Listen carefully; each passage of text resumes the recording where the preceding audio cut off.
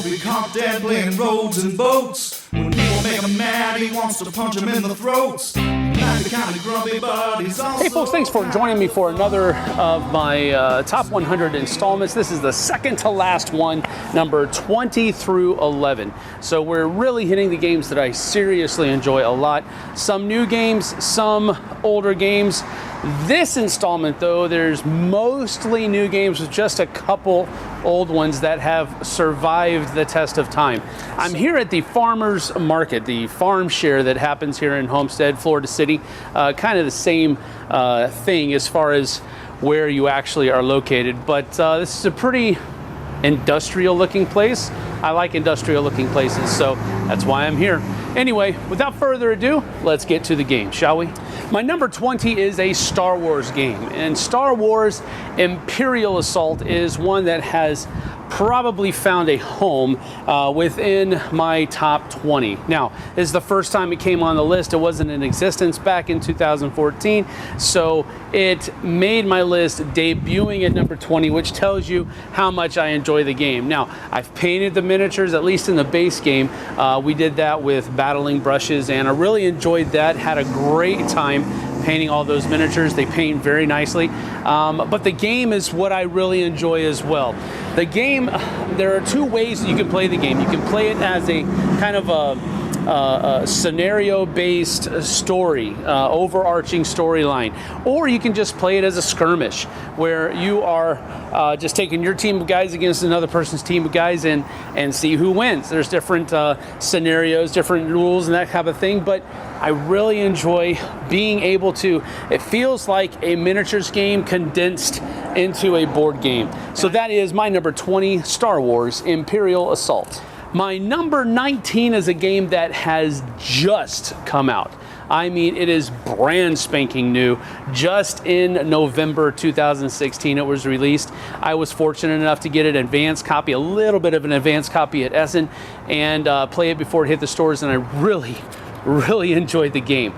Blood Bowl is a game that I have heard stories upon stories about how great the game was.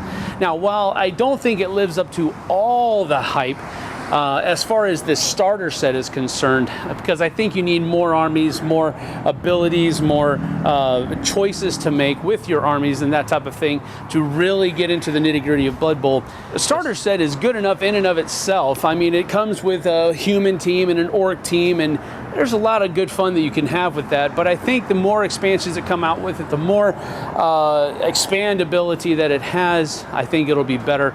Anyway, it has debuted on my list at number 19, Blood Bowl from Games Workshop. My number 18 is a family game that I've really enjoyed playing over the years.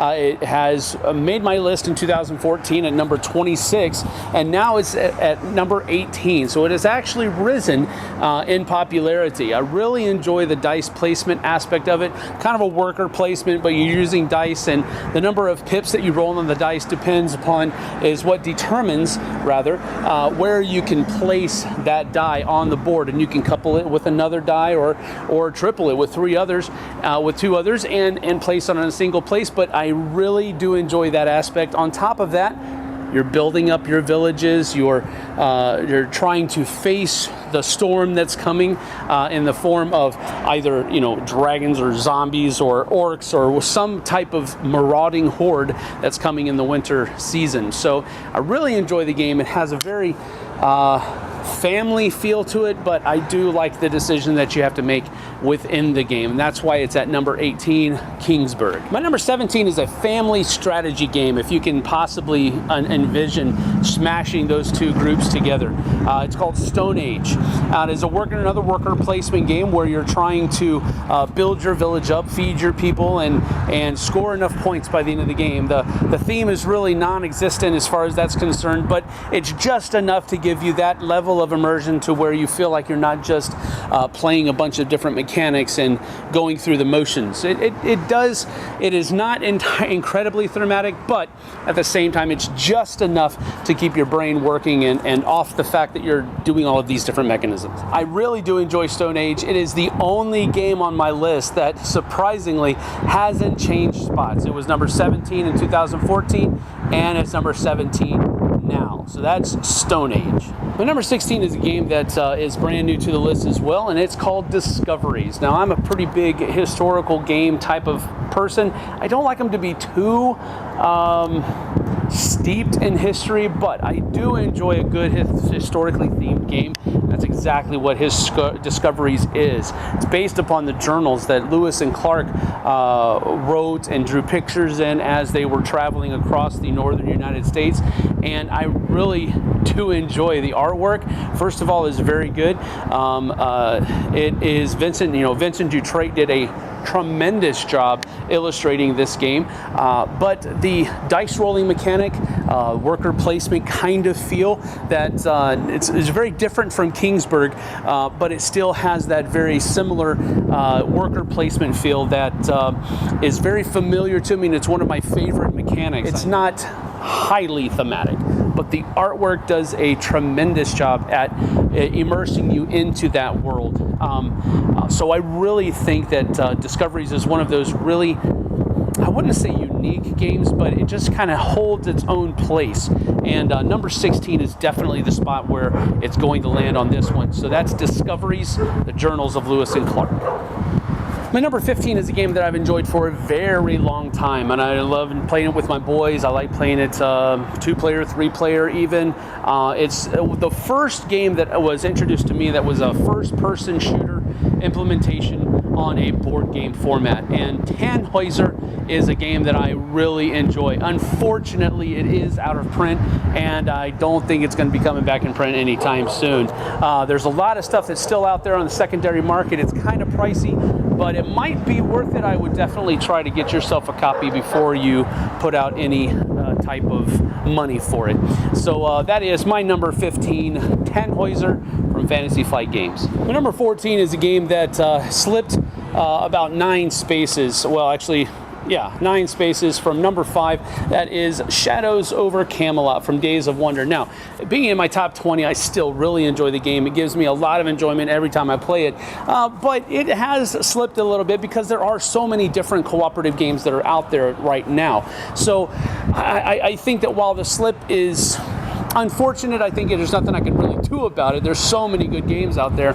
So it has slipped a little bit, but not too much. I still really enjoy playing the game a lot. It is one of the games that I probably still go to as a gateway cooperative game, because even though it has the traitor in it, it is still very simple as far as, the putting the different hands together to fight the Black Knight, or to go over and fight Lancelot, or just discarding a card at the Grail site, or, there's the mechanisms that are involved are so simple that it really picks up, and I think it's a great entry level game for that cooperative level experience with the possibility of a traitor.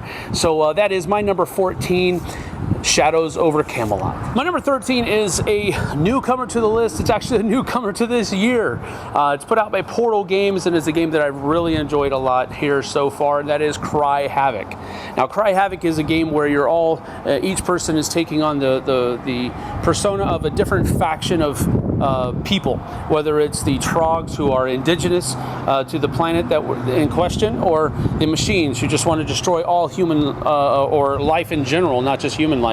There's the humans who are trying to exploit the planet for all of its natural resources. There are the pilgrims who are still haven't figured out why the pilgrims are in the game and what they're actually trying to do, but they're for the Euro gamers apparently. But Cry Havoc is a game that I really have a lot of respect for, because it is one of those games that came out of nowhere as far as I was concerned. First of all, the company Portal this is kind of a new territory for them, and they really hit the ground running with a miniatures based board game. I really enjoy the card play it's in it. The combat mechanism is it's somewhat of an acquired taste, but once you get the hang of it, it's very seamless, it's non-clunky, it's very intuitive. So I really enjoy everything about Cry Havoc. Still have yet to play the Pilgrims, but I'm looking forward to my next time to get to try to do that. So that is my number 13, Cry Havoc. My number 12 is an Irish-themed game called Inish. And Inish is a game where there are basically 3 different ways that you can win, and as long as you can have more goals, winning goals accomplished than other people, you've won the game. The problem is that you have to tell people that you're going to win the game, and then they have the opportunity to stop you. So you want to wait as long as you possibly can to claim that token of telling people that you're about to win as possible, so they have the less time to stop you. But then somebody else might give it, which will give them the advantage in the scoring round at the end of the phase. So there's a whole lot of good stuff. The board is phenomenally gorgeous. I loved even the colors that they picked for the miniatures. It was orange, white, green, and blue. So I just really enjoy a lot of these different aspects of the game.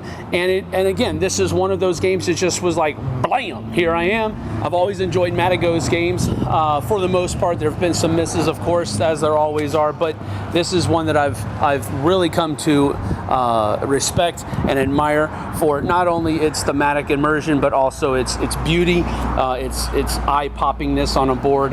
So Inish, my number 12. Let's move on. And finally, my number 11 just missed the top 10. It was number 23 last year, and it makes the list at number 11 this year. I've really have gotten to play this game a lot with my family. My boys play it a lot together. They play it with me a lot as well. I've been able to teach my daughter how to play this game. I've played it with my wife. There's just a number of different ways that I've been able to play this game. I've also played it with gamers as well. So Summoner Wars really is a strong contender for top 10 anytime I make one of these lists. It just squeaked out this year, but that doesn't mean it won't show up on my top 10 some other time. It does have that staying power. I doubt it will fall below 20 anytime soon, at least. I just really like the placement of the troops, the way the different troops move, how they interact with each other, all of the different powers that each of the different factions represent. And then the Alliances Master Set came out and smashed a lot of those different kinds of abilities together. I loved everything about this game, and I'm really glad I picked it up. Plaidhead did a wonderful job with this game. Summoner Wars, my number 11. And so that's it for my number 20 through 11. I hope you've enjoyed this list. Of course, let me know how you agree or disagree with me in the comments section. And until next time, we'll see you guys on the flip side. Thanks so much for watching the Dice Tower videos. Find more great videos and reviews, as well as our top-rated audio podcast at Dicetower.com. You can also find other great shows at Dicetowernetwork.com. I'm Eric Summerer, and you've been watching The Dice Tower.